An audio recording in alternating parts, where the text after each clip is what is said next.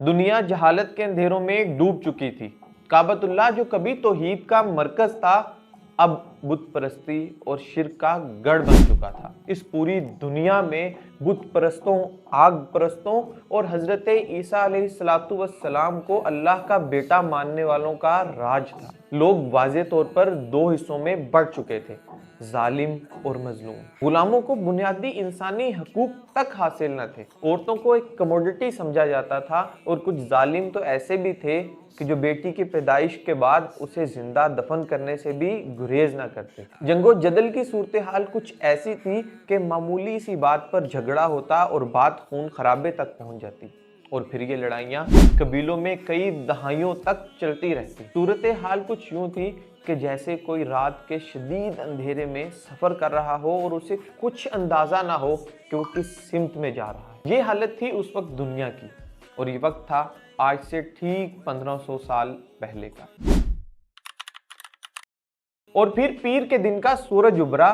یہ دن کوئی عام دنوں جیسا دن نہیں تھا، بلکہ اس دن کچھ ایسا ہونے والا تھا کہ جس کے بعد دنیا کی سمت مکمل طور پر بدل جانی تھی۔ دنیا جہالت کے اندھیروں سے نکل کر ہدایت کی روشنی کی طرف آنے والی تھی۔ روایات میں آتا ہے کہ اس دن مجوسیوں کی سب سے بڑی عبادت گاہ، جس میں ایک آتش کدا جو کئی دہائیوں سے دہک رہا تھا، ایک دم ٹھنڈا پڑ گیا۔ کسریٰ کے ایوان اعلیٰ میں لگے گنگورے زمین پر آ گرے۔ بطحا سے ایک ایسا نور اٹھا جس سے شام کے محلات روشن ہو گئے۔ عبد المطلب کو اطلاع پہنچائی گئی کہ آپ کے بیٹے عبداللہ کے ہاں ایک بیٹے کی ولادت ہوئی ہے۔ عبد المطلب خوشی سے سرشار پہنچے، پوتے کو گود میں لیا، پیار کیا اور بیت اللہ کی طرف چل دیے۔ بیت اللہ میں جا کر دعا کی، اللہ سبحانہ و تعالیٰ کا شکر ادا کیا اور پوتے کا نام تجویز کیا، محمد بن عبداللہ۔ اب دنیا سے جہالت کے اندھیرے بہت جلد مٹنے والے تھے۔ اس دنیا میں ایک ایسا نبی آ چکا تھا کہ جس کے بعد کوئی نبی نہ آنے والا تھا، ایک ایسا نبی جس کی مثال نہ تھی نہ ہوگی۔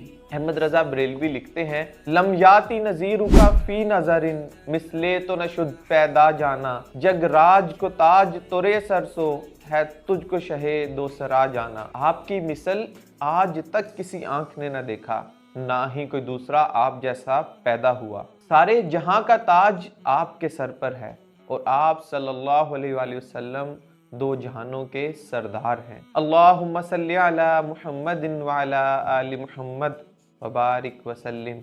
السلام علیکم ورحمۃ اللہ وبرکاتہ۔ یاتی نظیر کافی نظر